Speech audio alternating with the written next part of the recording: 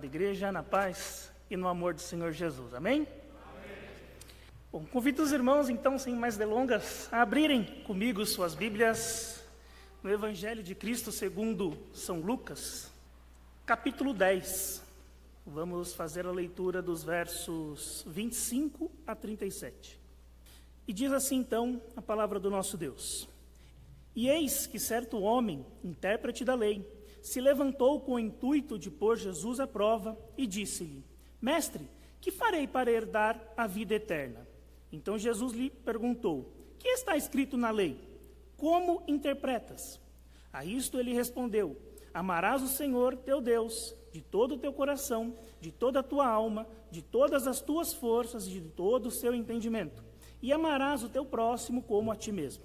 Então Jesus lhe disse: Respondeste corretamente, faze isto e viverás. Ele, porém, querendo justificar-se, perguntou a Jesus: Quem é o meu próximo? Jesus prosseguiu dizendo: Certo homem descia de Jerusalém para Jericó e veio a cair em mãos de salteadores, os quais, depois de tudo lhe roubarem e lhe causarem muitos ferimentos, retiraram-se e deixaram quase semi-morto. Casualmente descia um sacerdote por aquele mesmo caminho e, vendo-o, passou de largo. Semelhantemente, um levita descia por aquele lugar e, vendo-o, também passou de largo. Certo samaritano que seguia o seu caminho passou-lhe perto e, vendo-o, compadeceu-se dele. E, chegando-se, pensou-lhes os ferimentos, ou seja, cuidou dos ferimentos, aplicando-lhes óleo e vinho. E, colocando-o sobre o seu próprio animal, levou-o para uma hospedaria e tratou dele. No dia seguinte, tirou 2 denários e os entregou ao hospedeiro, dizendo: Cuida deste homem, e se alguma coisa gastares a mais, eu te indenizarei quando voltar. Qual destes 3 te parece ter sido o próximo do homem que caiu nas mãos dos salteadores? Respondeu-lhe o intérprete da lei: O que usou de misericórdia para com ele. Então lhe disse: Vai e procede de igual modo. Amém? O título do nosso sermão hoje é: Não viva para ser salvo, viva como alguém que já foi salvo. Não viva para ser salvo, viva como alguém que já foi salvo. Esse é um texto bastante conhecido pela igreja. Aliás, é um texto muito conhecido no meio evangélico por todas as igrejas. Entretanto, muito embora já seja um texto bastante conhecido, nós ainda continuamos tirando grandes e preciosas lições desse texto. E hoje eu gostaria de convidar a amada igreja para analisar, uma vez mais, esse texto comigo. O texto bíblico, então, nos diz que eis que certo homem, intérprete da lei, se levantou com o intuito de pôr Jesus à prova. O intérprete da lei era um especialista da lei judaica. Assim, quem estava questionando Jesus não era qualquer um, mas alguém que era especializado, especialista nas escrituras sagradas, na lei mosaica. Bom, o doutor da lei faz 2 perguntas para o nosso Senhor Jesus, e nós vamos analisá-las separadamente. A primeira pergunta é a seguinte: o intérprete da lei se levantou para pôr Jesus à prova e disse, pergunta 1, Mestre, que farei para herdar a vida eterna? Jesus, então, responde com outra pergunta: o que está escrito na lei? Então, o doutor da lei, conhecedor da lei mosaica, responde: Amarás a Deus e a teu próximo como a ti mesmo. E a resposta, então, de Jesus: Faze isso e viverás.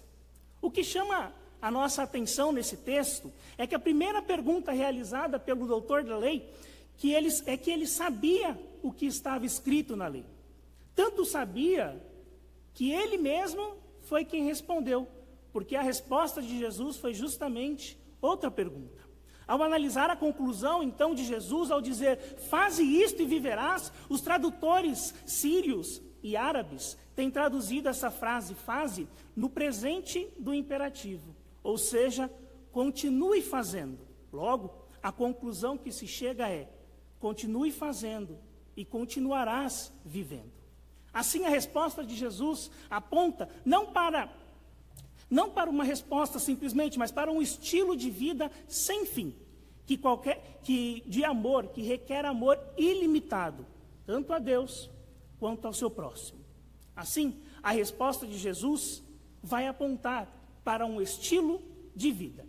Mas num segundo momento, após ter sido elogiado por Jesus e ter sido encorajado a seguir a lei para herdar a vida eterna, o doutor da lei faz uma segunda pergunta, a qual vai desencadear então na parábola que lemos do bom samaritano. E a segunda pergunta é, querendo justificar-se, pergunta, quem é o meu próximo? Ao analisar essa pergunta, é bastante comum encontrarmos textos referindo-se ao querer justificar-se como sendo uma forma de desculpar-se, como se o doutor da lei estivesse se desculpando. Porém, esse termo pode ser melhor entendido ao adotarmos o sentido de querendo tornar-se justo, ou seja, o doutor da lei ainda queria saber de Jesus o que ele poderia fazer para herdar a vida eterna. Nesse sentido, o que pode fazer para se tornar justo, ou seja, justificar-se. Analisando então esse texto, o teólogo Calbart vai dizer o seguinte: o doutor da lei não sabe que somente por misericórdia ele pode viver e herdar a vida eterna. Ele de fato vive pela sua própria intenção e capacidade de apresentar como um homem justo diante de Deus. Lendo essa frase de Calbart, eu me coloquei a pensar, será que nós também não estamos vivendo dessa mesma forma?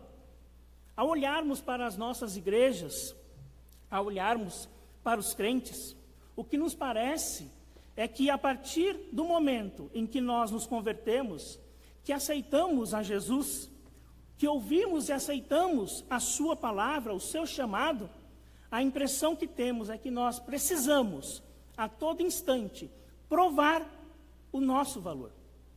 É como se vivêssemos nossas vidas tentando provar que merecemos a salvação.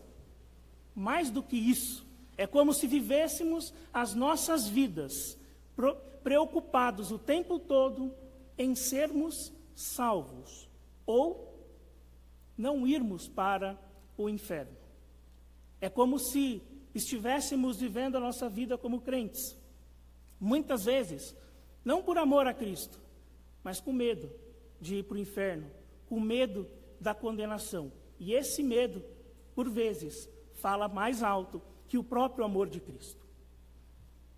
E por conta disso, muitas vezes passamos a impressão de que ser cristão é um fardo. Ser cristão não é um privilégio, é um fardo pesado. É um fardo que nós temos que carregar todo dia. Parece que ao nos convertermos, nos tornamos carrancudos. Pessoas que não riem, não sorriem para a vida, que têm que sempre viver a vida olhando para todos os lados, procurando alguma coisa que ele possa fazer para provar o seu valor, para provar que ele merece todos os dias a salvação. Colocamos sobre nós e sobre as pessoas do mundo um fardo pesado demais. Talvez, e apenas talvez, essa seja a resposta para o crescente esvaziamento das nossas igrejas. Colocamos sobre os nossos próprios ombros, colocamos sobre os ombros daqueles que estão lá fora um fardo demasiado pesado. Muitas vezes nos vemos tão preocupados em cumprir regras doutrinárias e de condutas morais que simplesmente nos esquecemos que o amor, tanto a Deus quanto ao próximo, vem muito antes de qualquer regra, de qualquer doutrina e de qualquer lei. E é justamente isso que Jesus vai ensinar com a parábola do bom samaritano. Observe comigo no verso 30. Jesus prosseguiu dizendo: certo homem descia de Jerusalém para Jericó, e veio a cair em mãos de salteadores, os quais, depois de tudo lhe roubarem e lhe causarem muitos ferimentos, retiraram-se, deixando-o semi-morto. Casualmente, descia um sacerdote por aquele mesmo caminho, e vendo, passou de largo. Semelhantemente, um levita descia por aquele lugar, e vendo, também passou de largo. O sacerdote e o levita, eles eram autoridades ligadas ao templo. E ambos, tanto o sacerdote quanto os levitas, assim como, também como os doutores da lei, acreditavam na ressurreição dos mortos e na salvação para a vida eterna. Entretanto, para eles, a salvação estava vinculada à obediência da lei mosaica e das tradições. Acreditavam que a justiça humana poderia ser alcançada através do cumprimento meticuloso dos mandamentos. Ok, mas o que isso importa? É que, ao contrário dos fariseus, dos escribas e dos levitas, os samaritanos não acreditavam na ressurreição dos mortos e tampouco na vida eterna. Os samaritanos acreditavam apenas no Pentateuco, ou seja, nos livros escritos por Moisés.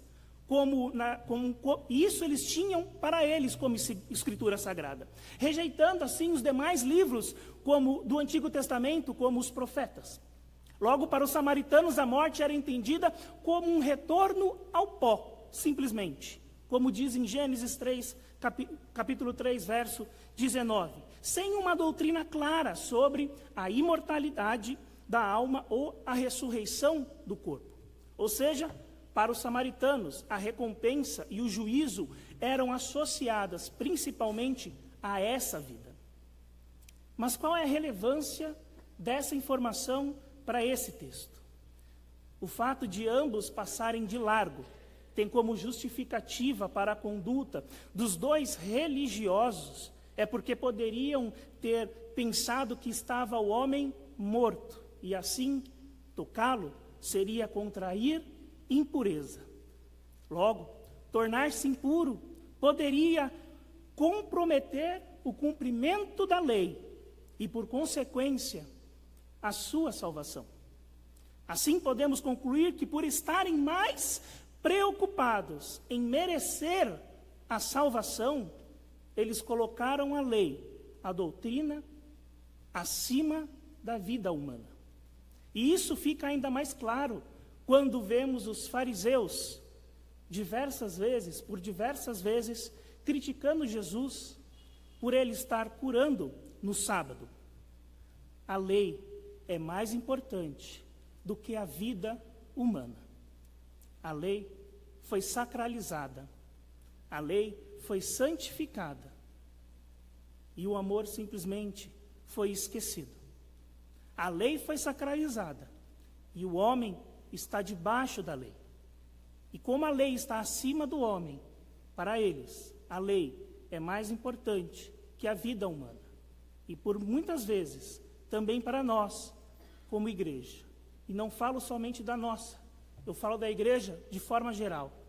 Quando olhamos lá para fora, quando olhamos para outras igrejas, o que vemos muitas vezes é que a lei, a doutrina foi sacralizada e colocada acima da vida humana.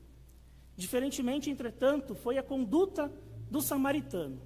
Por não estar preocupado em ser ou deixar de ser salvo, por não se preocupar em garantir a sua salvação, ou mostrar que merecia ser salvo, ele pôde ter a liberdade de colocar a vida humana acima da doutrina. Não é segredo para ninguém que os judeus desprezavam os samaritanos. Mas para entendermos melhor a profundidade dessa rivalidade, desse ódio entre judeus e samaritanos, existia um dito popular que dizia o seguinte: aquele que come o pão dos samaritanos é como aquele que come carne de suínos.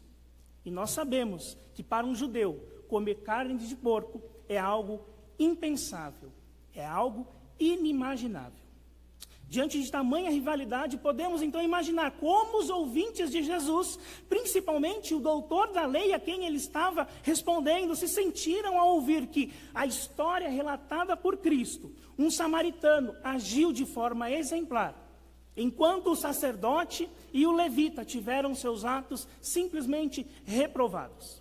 Não bastasse, ao finalizar a história, Jesus ele repete a fórmula anterior utilizada na primeira pergunta, e ele responde a pergunta do doutor da lei com outra pergunta.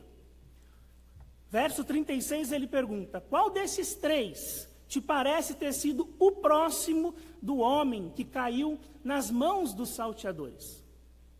Em sua resposta, entretanto, o doutor da lei se recusa em falar o nome do samaritano, limitando-se a responder o que usou de misericórdia para com ele.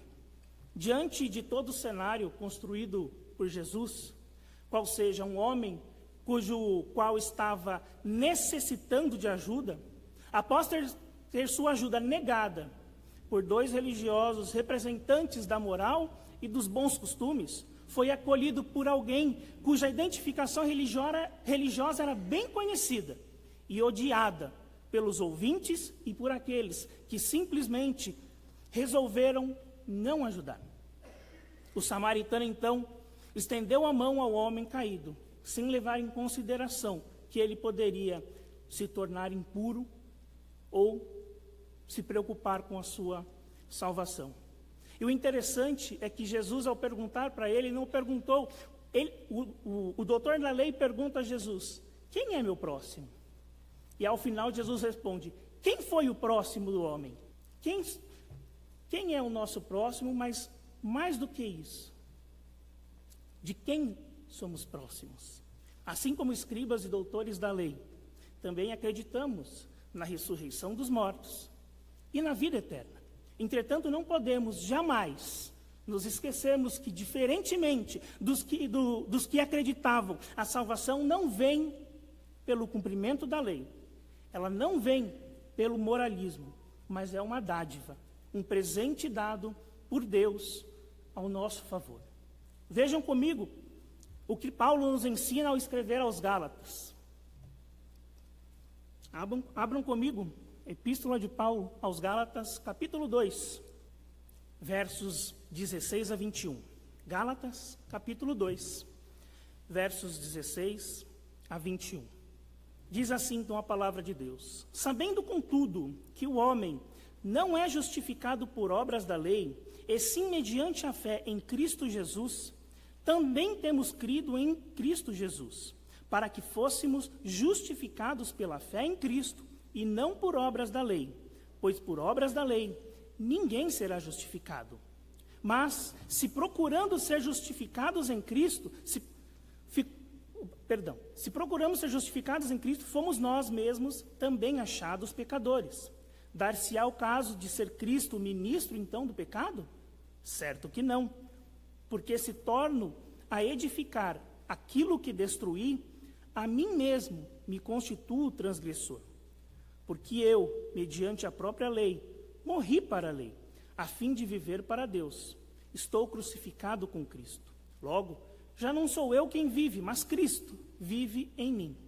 E esse viver que agora tenho na carne, vivo pela fé no Filho de Deus, que me amou e a si mesmo se entregou por mim. Não anulo a graça de Deus, pois se a justiça é mediante a lei, segue-se que morreu Cristo em vão.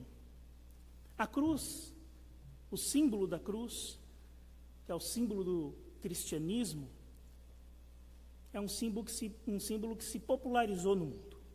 Há tempos, porém, que a cruz tem perdido seu significado e foi reduzido a uma joia de luxo, um desenho para se tatuar, um artigo para se pendurar na parede, um objeto de decoração. Sem falar na postura mística ou idólatra que tantos têm diante da imagem da própria cruz. A cruz se tornou um ornamento em vez de um instrumento de vergonha e de morte. Ao romantizarmos o seu significado, nós apagamos o seu poder. Nada poderia ser mais horroroso do que a crucificação. Ela era um instrumento brutal e humilhante de tortura e execução. No entanto, a cruz é o símbolo do cristianismo. Foi sobre a cruz que Jesus Cristo se fez maldição em nosso lugar. Carregou sobre si os horrores do pecado e derramou a sua vida sem pecado, para que todo aquele pecador que nele crê, todo o que ele recebe, e todos os que desejam seguir com fé, não pereça, mas tenha a vida eterna. Dessa forma, não procure ser salvo. Não tente ser salvo, mas haja como alguém que já foi salvo. Nós já fomos salvos em Cristo Jesus. Não precisamos provar que somos salvos. Não precisamos buscar a salvação. Não precisamos evitar o inferno. O que precisamos é seguir a Deus, seguir os ensinamentos de Jesus Cristo. E o que Ele nos deixou foi maior do que a própria lei. O que Ele nos deixou foi maior do que qualquer moralidade. O que Ele nos deixou foi como viver o amor ao próximo. Como colocar o ser humano acima de qualquer doutrina e acima de qualquer lei.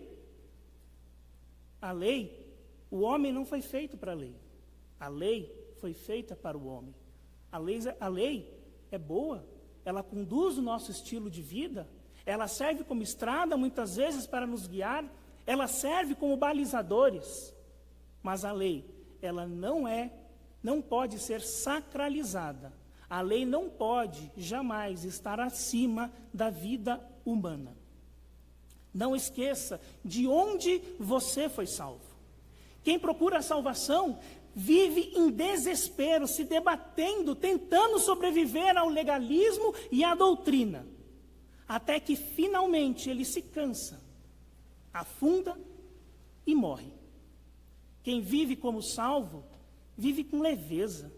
Ele sabe de onde ele foi resgatado por Jesus. Ele sabe de onde Jesus o tirou e por isso sabe que o que ele simplesmente precisa fazer é não voltar mais para aquele lugar de onde Cristo o tirou.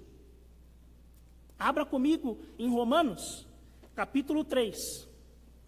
Perdão, não precisa abrir. Eu vou ler em outra tradução. Eu vou ler na Nova Versão Transformadora. E talvez, se você ler, você vai acabar se confundindo. Eu vou ler então Romanos, depois se vocês quiserem ler em casa. Romanos capítulo 3, versos 21 a 28. Eu vou ler na Nova Versão Transformadora. E Paulo diz assim: Agora, porém, conforme prometido na lei de Moisés e nos profetas, Deus nos mostrou como somos declarados justos diante dele sem as exigências da lei. Somos declarados justos diante de Deus por meio da fé em Jesus Cristo. E isso se aplica a todos que creem, sem nenhuma distinção. Pois todos pecaram e não alcançam o padrão da glória de Deus. Mas Ele, em sua graça, nos declara justos por meio de Cristo Jesus, que nos resgatou do castigo por nossos pecados. Deus apresentou Jesus como sacrifício pelo pecado, com o sangue que ele derramou, mostrando assim sua justiça em favor dos que creem. No passado, ele se conteve e não castigou os pecados antes cometidos, pois planejava revelar sua justiça no tempo presente. Com isso, Deus se mostrou justo, condenando o pecado, e justificador, declarando justo o pecador que crê em Jesus. Podemos então nos vangloriar de ter feito algo para sermos aceitos por Deus? Não, pois nossa absolvição não vem pela obediência à lei, mas pela fé. Portanto, somos declarados justos por meio da fé, e não pela obediência à lei. Um dos pesos que normalmente colocamos em nossos ombros é a famosa frase: Deus é amor, mas também é justiça, é fogo consumidor.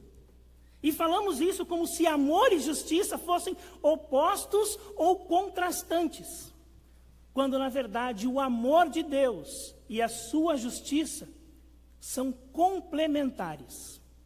A justiça de Deus é justamente a garantia que temos do seu amor. Agora sim, abram comigo em Romanos capítulo 5, versos 8 a 11. E diz assim: Mas Deus prova o seu próprio amor para conosco, pelo fato de ter Cristo morrido por nós, sendo nós ainda pecadores. Logo, muito mais agora, sendo justificados pelo seu sangue, seremos por ele salvos da ira. Porque se nós, quando inimigos, fomos reconciliados mediante a morte do seu Filho, muito mais estando já reconciliados, seremos salvos pela sua vida. E não apenas isto, mas também nos gloriamos em Deus, por nosso Senhor Jesus Cristo, por intermédio de quem recebemos agora reconciliação.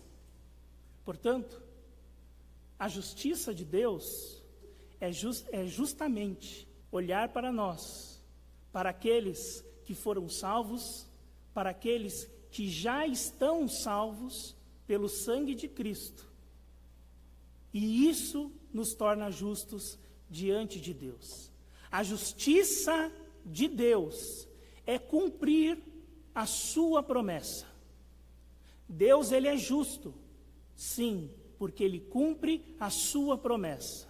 E a promessa de Deus é que em Cristo Jesus nós nos reconciliamos com ele. Em Cristo Jesus o seu amor foi manifesto. Logo, o Deus justo não é o fogo consumidor.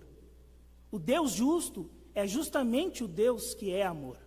E ele é amor porque ele nos justifica diante do sangue de Jesus Cristo.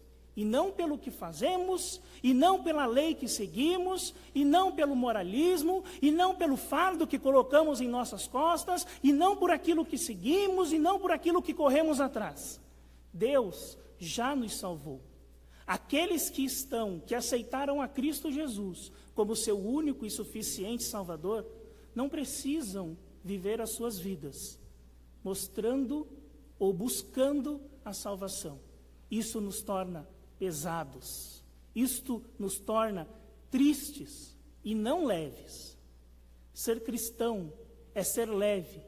Ser cristão não é buscar a salvação. Ser cristão é buscar estar diante de Cristo, é buscar imitar a Cristo.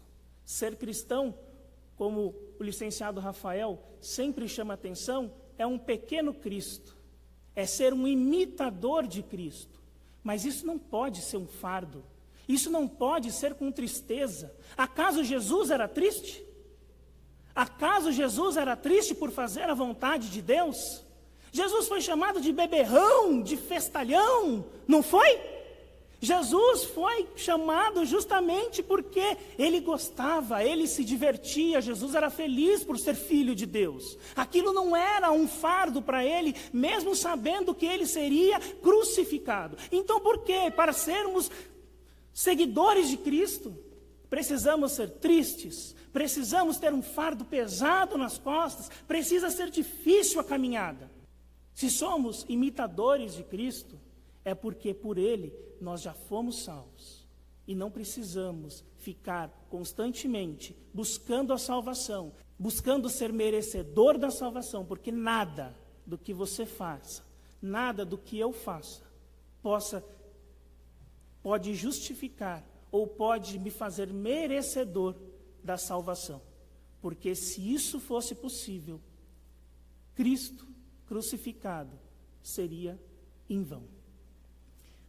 O que me levou a trazer essa mensagem hoje foi o testemunho que nós ouvimos na FATIP de um turco convertido ao cristianismo.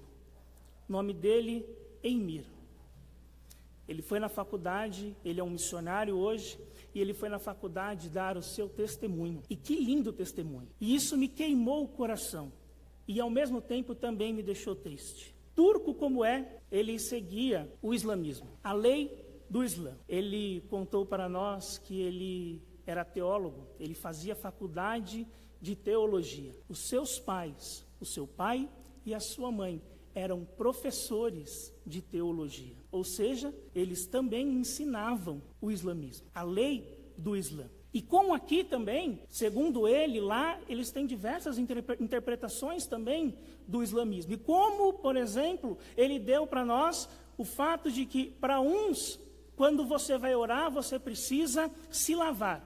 E essa lavagem, às vezes, muda de lugar para lugar, de entendimento para entendimento. Para uns é só lavar as mãos e lavar os pés. Para outros tem que lavar as mãos até os cotovelos. Para outros tem que lavar os pés até o joelho. Então, isso vai mudando de acordo com cada entendimento. Mas um dia, ele, estudando o islamismo, ele não encontrou, ele olhando para o islamismo e olhando para o seu país, ele não viu melhora. Ele não viu como a lei a que ele estava seguindo estava melhorando a vida dos seus irmãos, dos seus compatriotas. E então, estudando, ele começou a ter interesse pelo cristianismo. Ele começou a estudar a reforma protestante, porque ele dizia, o Islã, ele precisa de uma reforma. Ele não queria ser cristão, ele só queria usar a reforma cristã como exemplo para que o islamismo fosse reformado, procurando então fazer com que a lei que ele seguia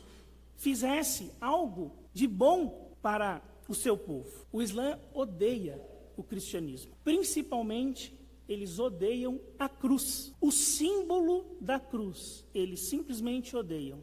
Mas sabe o que mais me chamou a atenção?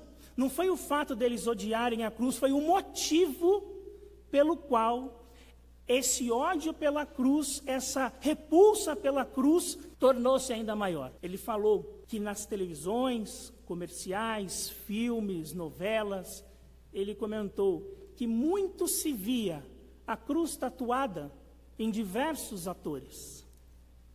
Muito se via a cruz desenhada aqui atrás da orelha, ornamentando algum lugar, mas toda vez que eles viam essa cruz, a pessoa que estava portando essa cruz não estava fazendo algo bom, estava sempre fazendo algo ruim, tanto em filmes, quanto em novelas, quanto em lugares. E eles então começaram a associar o símbolo da cruz como algo repulsivo, como nós havíamos comentado antes. A cruz perdeu o seu valor e foi feito simplesmente como algo ornamental.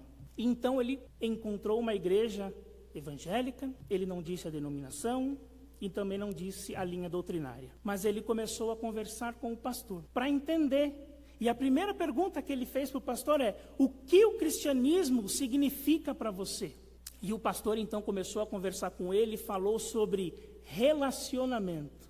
E quando o pastor falou de relacionamento, ele, como assim relacionamento? Relacionamento? Como assim relacionamento com? Eles não entendem, eles simplesmente não entendem quando você fala de relacionamento entre o ser humano e Deus, entre o ser humano e Jesus Cristo. Eles não entendem. Para eles, o Islã é simplesmente seguir uma lei.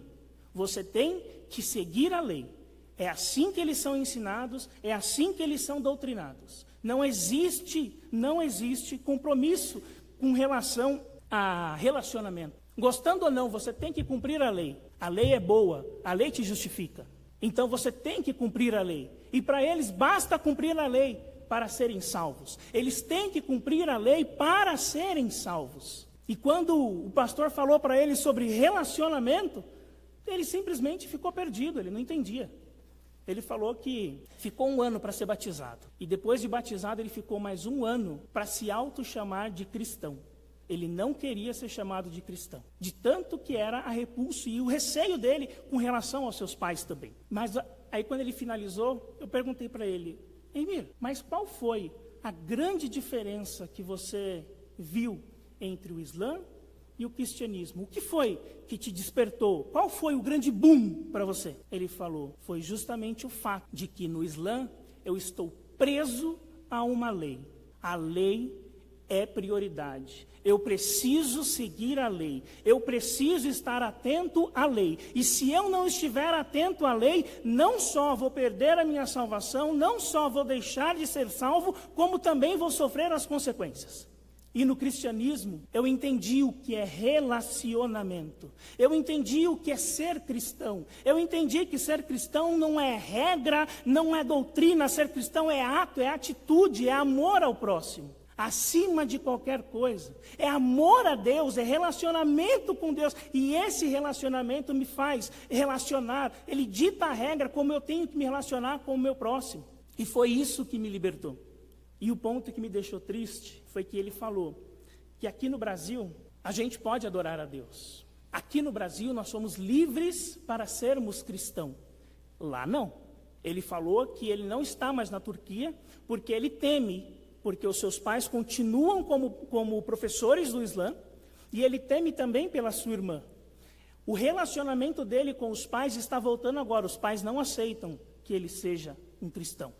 E ele é missionário e continua levando a palavra de Deus, continua levando, então, da onde ele foi liberto, da onde Jesus o tirou. Mas ele falou, quando ele chegou aqui no Brasil, ele viu essa maravilha. Nós somos livres para adorar e para seguir a Jesus Cristo. Não somos oprimidos, não somos amarrados, não somos penalizados. E aí ele veio com a seguinte história. As pessoas, os teus tataravô lá atrás, teve a ideia de construir um palácio. E ele começou a edificar o palácio do nada, do zero.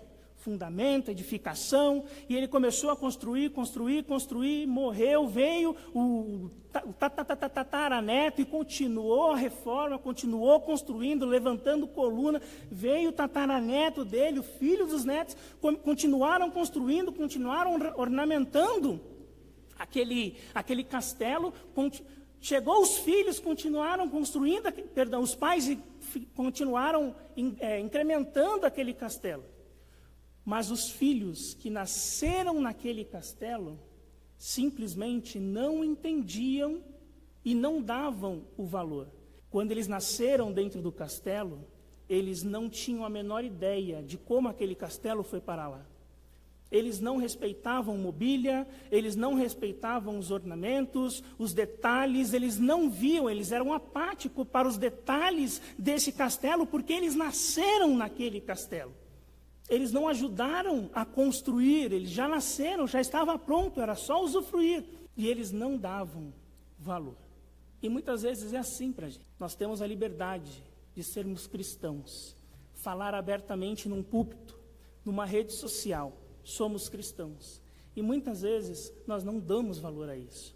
Nós já nascemos no castelo pronto. E nós não fazemos a menor ideia de como foi duro, como foi árduo, para os que vieram antes de nós, construir e levantar esse castelo do qual hoje nós podemos usufruir. E isso me deixou triste, porque uma pessoa que para ser cristão, ela tem que se esconder, quando ela chega num lugar onde ela pode ser livremente cristão, ela vê um cenário de que aquilo que para mim é mais caro, para as pessoas que já têm, que podem, é banalizado. E isso me deixou profundamente chateado. E foi isso que me levou a trazer essa mensagem de hoje. Portanto, que possamos viver essa liberdade.